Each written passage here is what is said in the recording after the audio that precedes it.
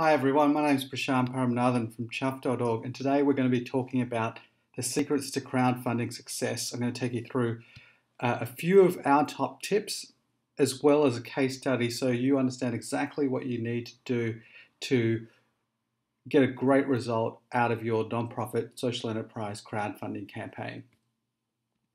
Now, you've probably heard a little bit about crowdfunding, and all the charts that you've seen about crowdfunding probably look a little bit similar to this one. They're all kind of growing very fast and up and to the right.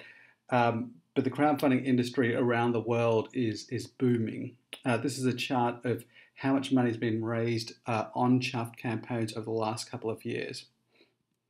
You've probably heard a bit about some big campaigns that have happened for different products, but also in the nonprofit world, there's a lot of small nonprofits that are raising a lot of money using crowdfunding.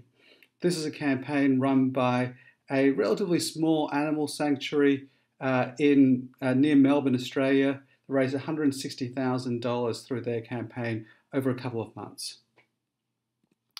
But you might have a few questions. So what we're going to go through today is just the basics of how we think about what crowdfunding actually is, what you need to do to actually succeed. And then I'm going to walk you through an example of someone who's done really, really well in their campaign. I'm going to step you through exactly what they did. So there's a lot of definitions about crowdfunding out there. This is ours.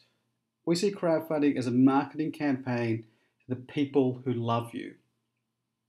And if you do it well, they'll tell their friends, and their friends will tell their friends, and all of a sudden you'll have a crowd around you. But it all starts with the people who really love and adore what you're doing, who are already passionate about it. These are people who you already know.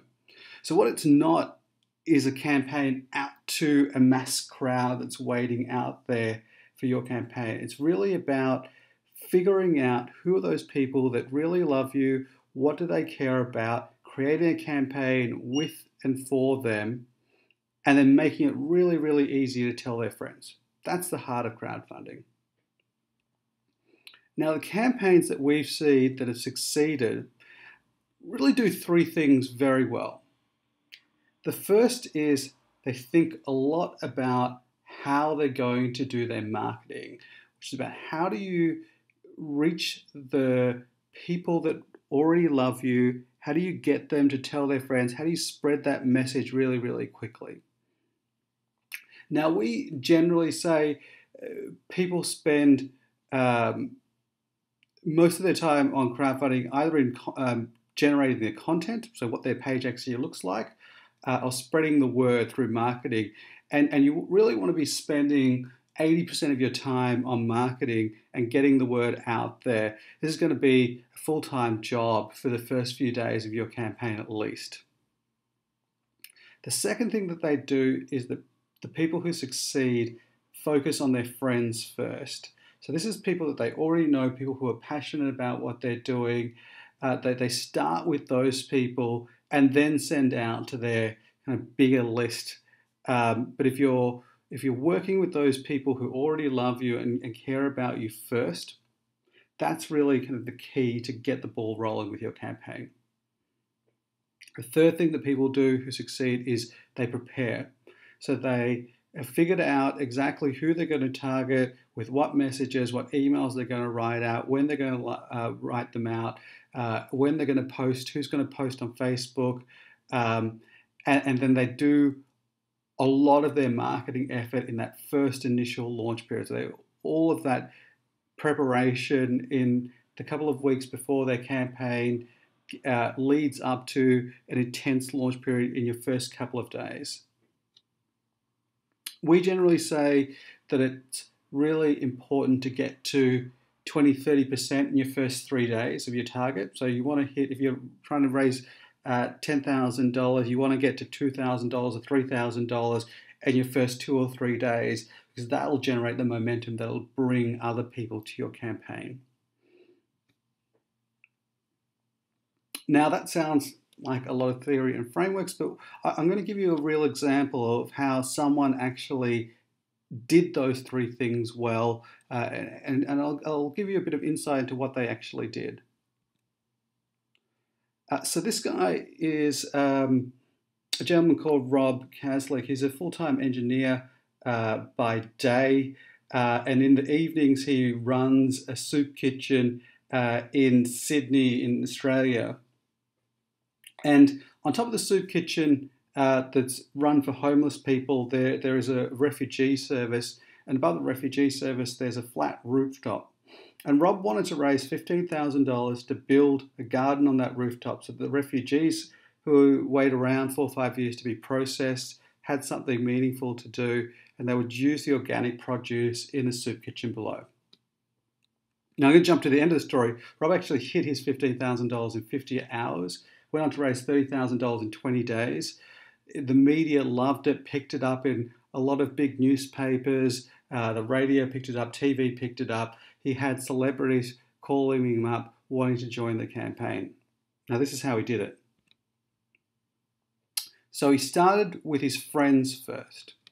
So Rob didn't actually have an organization or a big organization behind him. He actually took all his Gmail contacts, so his email contacts from friends, family, work colleagues, he stripped them all, and he then sorted them out and said, hey, I need to create a group of people who believe in this as much as I do. It doesn't need to be big, because what I can do with those groups is, like, by myself I could probably raise 1,000, but if there was 10 of me, we could easily hit that target. And so that's what he did first. So he stripped his 500 Gmail contacts. He sent out an email to them saying, hey, I need some foot soldiers, he called them, for my campaign. And what I'll need you to do is to send out an email to all your friends and post on Facebook about the campaign on launch day. And in exchange, I'll give you a t-shirt and a few other things just to incentivize them. And so from that 500, he got about 10 or 15 people who said, yeah, sure, I'll be part of this. I like what you're doing. And they formed his core group of true believers. And so on launch day, he sent out an email to those 10 or 15 people, and he called them up and said, look, here's the email that I want you to send out to all your friends, and here's the post that I'd like you to do on Facebook. Can you actually please do that now? And it's really important that we all do this together on launch day, because we need to create momentum behind this campaign. So he started with this group of people who really believed in what he was doing already. Now, those people created great initial momentum during the campaign, but then he thought, look, we need to tap into a bigger, wider audience of people who are likely to care about this. And so what he realized was that in that core believer group, there was a particular demographic. So his campaign appealed to both food lovers as well as refugee advocates, but there tended to be this great mix of those people in that group of true believers. And he thought, look, where else can I find people like that? And so he reached out to a couple of organizations that he was already connected to, that already knew who he was and what he was doing, and that he knew had big distribution lists of people who would be likely interested in what he was doing, and he asked them to send out to their audience. So a couple of the food organizations that he worked with, that he knew had similar demographics of people who are interested in food, who are pretty socially conscious, he reached out to them and he asked them to send out to their mailing list. And I'm going to show you what happened. So you can see down the bottom on the left, there's day one. And so on day one, around about midday, Rob sent that email out to the true believers to ask them to send out to their audience.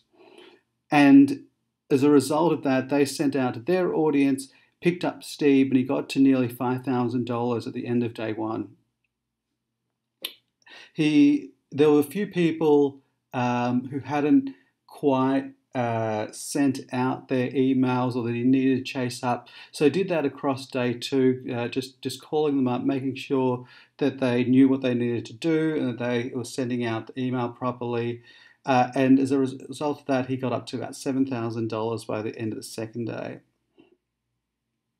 On the third day, he sent out, or he got the partner organizations, the influencers, who had large distribution lists or large email lists to send out to their following. And that's when a lot of the action happened. So he went from $7,000 to $15,000. He hit his target because he targeted people who were connected to the organization. So if you've got any questions about what Rob did or how to make the most of your campaign, feel free to shoot me an email or just reach out to me on Twitter.